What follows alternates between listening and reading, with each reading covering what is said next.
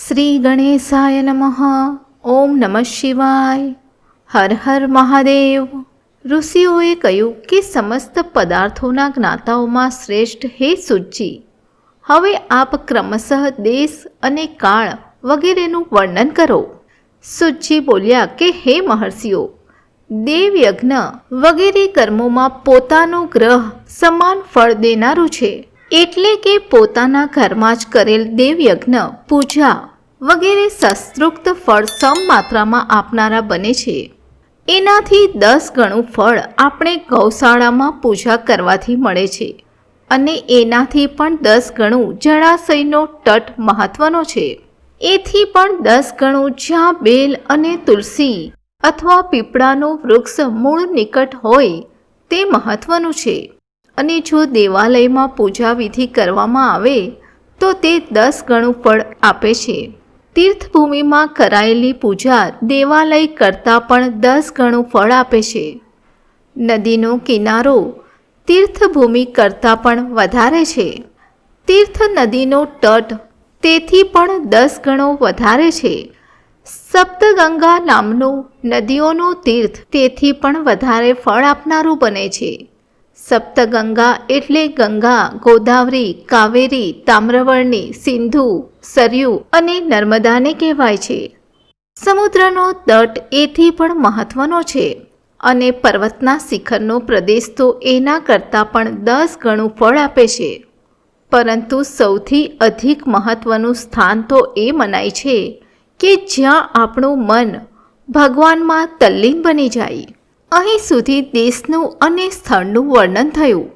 હવે કાળ અંગેનો વિચાર કરીએ તો સતયુગમાં યજ્ઞ, દાન વગેરે કર્મ પૂર્ણ ફળપ્રદાયક છે. ત્રેતાયુગમાં 3/4 ફળ મળે છે, અને દ્વાપરમાં એનાથી પણ અડધું ફળ મળે છે. જ્યારે કળિયુગમાં માત્ર 1/4 ફળની જ પ્રાપ્તિ સમજવી જોઈએ, અને જો અડધો કળિયુગ વીતી જાય ત્યાર પછી તે 1/4નો પણ 1/4 થઈ જાય છે. પરંતુ શુદ્ધ અંતઃકરણવાળા પુરુષને શુદ્ધ અને પવિત્ર દિવસ સમાન ફળ પ્રદાન કરનારા બને છે. સૂર્ય સંક્રાંતિને દિવસે કરેલું સત્કર્મ પૂર્વોક્ત શુદ્ધ દિવસ કરતાં પણ 10 ગણું ફળ આપે છે. એના કરતાં પણ 10 ગણું ફળ વિષુ નામના યોગમાં કરેલા કર્મોનું છે.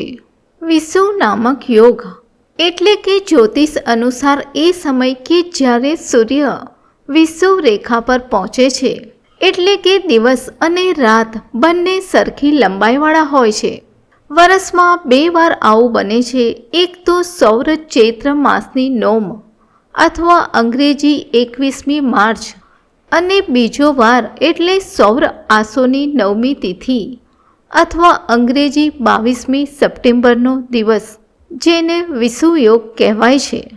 જે દિવસથી દક્ષિણાયન શરૂ થાય એટલે કે કર્ક અને સંક્રાંતિમાં કરેલું કર્મ વિષુવયોગથી પણ 10 ગણું ફળ આપે છે. મકર સંક્રાંતિ એથી પણ 10 ગણું, અને ચંદ્રગ્રહણમાં કરેલું કર્મ એથી પણ 10 ગણું ફળ આપે છે. પરંતુ સૂર્યગ્રહણનો સમય પૂજા વગેરે માટે ઉત્તમ અને સર્વોત્તમ છે. સૂર્યગ્રહણમાં કરેલું સત્કર્મ ચંદ્રગ્રહણથી પણ અધિક અને પૂર્ણ માત્રામાં હોય છે. જગતરૂપી સૂર્યનો રાહુરૂપી વિષથી સંયોગ થાય છે. એટલા માટે સૂર્યગ્રહણનો સમય રોગ પ્રદાન કરનારો છે. તેથી એ વિષ એટલે કે ઝેરની શાંતિ માટે તે સમયે સ્નાન, દાન અને જપ કરો. તે સમય ઝેરની શાંતિ માટે ઉપયોગી હોવાને કારણે પુણ્યપ્રદ મનાયો છે. જન્મ નક્ષત્રને દિવસે તથા વ્રતની પૂર્તિનો દિવસ સૂર્યગ્રહણ જેવો જ સમજવો. પરંતુ મહાપુરુષોનો સંગનો સમય એ સત્સંગનો સમય તો કરોડો સૂર્યગ્રહણ સમાન પાવન છે. તપોનિષ્ઠ યોની અને જ્ઞાનનિષ્ઠ યતિ એ બંને પૂજાને પાત્ર છે, કેમ કે પાપના નાશમાં તેઓ કારણરૂપ છે.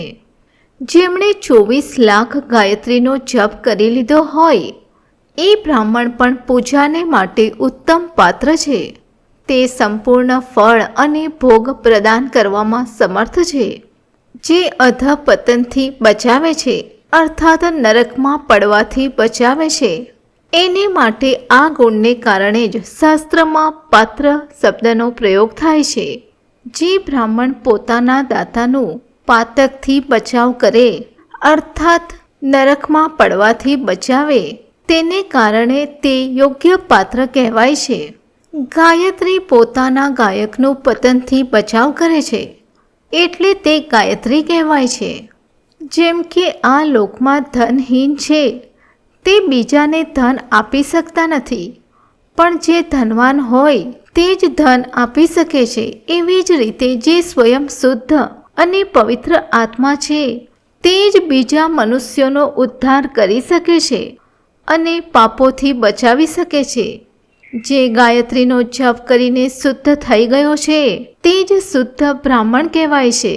એટલા માટે દાન, જપ, હોમ અને પૂજા બધા કર્મોને માટે એ જ શુદ્ધ પાત્ર છે. આવા બ્રાહ્મણ જ દાન જેવા રક્ષા કરવાની પાત્રતા રાખે છે. સ્ત્રી હોય કે પુરુષ, જે કોઈ પણ ભૂખ્યું હોય તે જ અન્નદાનને પાત્ર છે. જેને જેની ઈચ્છા હોય એને એ વસ્તુ આપણે વગર માંગે જ આપી દેવામાં આવે તો તે દાતાને એ દાનનું પૂરેપૂરું ફળ મળી જાય છે. પરંતુ જો યાચના કર્યા પછી એટલે કે માંગ્યા પછી જો અપાય તો તે દાન અડધું જ ફળ આપે છે. પોતાના સેવકને આપેલું દાન એ 1/4 ફળ આપે છે. પરંતુ જે બ્રાહ્મણો જાતિ માત્રથી બ્રાહ્મણ છે અને દીનતાપૂર્ણ વૃત્તિથી જીવન પસાર કરે છે એને આપેલું ધનનું દાન દાતાને આ ભૂતલ પર 10 વર્ષ સુધી ભોગ પ્રદાન કરનારું છે. એ જ દાન જો વેદ વેદતા બ્રાહ્મણને અપાય તો તે સ્વર્ગલોકમાં દેવતાઓના વર્ષોથી 10 વર્ષ સુધી દિવ્ય ભોગ આપનારા હોય છે. શીલ અને ઉચ્ચ વૃત્તિથી લાવેલું અને ગુરુ દક્ષિણામાં પ્રાપ્ત થયેલું અન્ન ધન શુદ્ધ દ્રવ્ય કહેવાય છે. એ દાનના દાતાને પૂર્ણ ફળ આપનારું હોય છે. ઉચ્ચ વૃત્તિ અર્થાત ખેતરમાં કાપણી થઈ જાય અથવા બજાર ઉઠી જાય પછી ત્યાં પડેલા અન્નના એક એક કણને વીણીને એટલાથી જીવિકા ચલાવવી એને ઉચ્ચ વૃત્તિ કહેવાય છે. અને ખેતરમાં ફસલ કપાઈ જાય ત્યાર પછી ત્યાં પડેલી ઘઉં વગેરેની કણકી એટલે કે ટુકડા વીણી લેવા તેને શિલા કહે છે અને એનાથી જીવિકા ચલાવવી એટલે શિલાવૃત્તિ કહેવાય છે. ક્ષત્રિયોનું શૌર્યથી પ્રાપ્ત કરેલું અને વૈશ્યોનું વ્યાપારમાંથી આવેલું અને શૂદ્રોનું સેવાવૃત્તિથી પ્રાપ્ત કરેલું ધન પણ ઉત્તમ દ્રવ્ય કહેવાય છે. ધર્મની ઈચ્છા રાખનારી સ્ત્રીઓને જે ધન પિતા અને પતિ પાસેથી મળ્યું હોય એમને માટે એ ઉત્તમ દ્રવ્ય છે. ગાય વગેરે 12 વસ્તુઓનું ચૈત્ર વગેરે માસમાં ક્રમશઃ દાન કરવું જોઈએ. ગાય, ભૂમિ, તલ, સુવર્ણ, ઘી, વસ્ત્ર, ધાન્ય, ગોળ, ચાંદી, મીઠું, કોળું અને કન્યા એ જ આ 12 વસ્તુઓ છે. આમાં ગોદાનથી કાયિક, વાચિક અને માનસિક પાપોનું નિવારણ થાય છે. કાયિક વગેરે પુણ્ય કર્મોની પુષ્ટિ થાય છે. અને ભૂમિનું દાન આલોક અને પરલોકમાં પ્રતિષ્ઠાની પ્રાપ્તિ કરાવનારું છે. તલનું દાન બળવર્ધક અને મૃત્યુનું નિવારક છે. સુવર્ણનું દાન જઠરાગ્નિ વર્ધક છે તથા વીર્યદાયક છે. ઘીનું દાન પુષ્ટિકારક છે. વસ્ત્રનું દાન આયુની વૃદ્ધિ કરનારું છે. અને ધાન્યનું દાન અન્ન અને ધનની સમૃદ્ધિમાં કારણરૂપ છે. ગોળનું દાન મધુર ભોજનની પ્રાપ્તિ કરાવે છે. ચાંદીના દાનથી વીર્યની વૃદ્ધિ થાય છે. મીઠાના દાનથી 6 રસનું ભોજન મળે છે. સર્વ પ્રકારનું દાન સર્વ સમૃદ્ધિની સિદ્ધિ માટે જ થાય છે.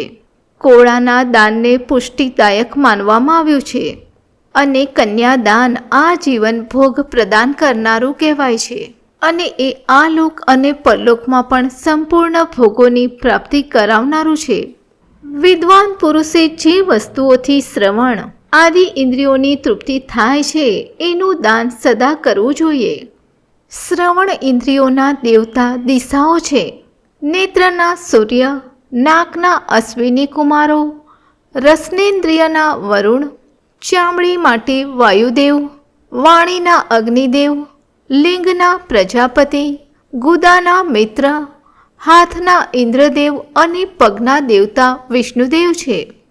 ગુરુના ઉપદેશથી અથવા સ્વયં જ બોધ પ્રાપ્ત કર્યા પછી જે બુદ્ધિ આવો નિશ્ચય કરે કે કર્મોનું ફળ અવશ્ય મળે જ છે, એને જ ઉચ્ચ કોટીની આસ્તિકતા કહેવાય છે.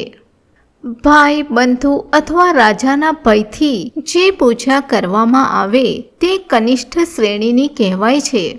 આ સર્વથા દરિદ્ર છે.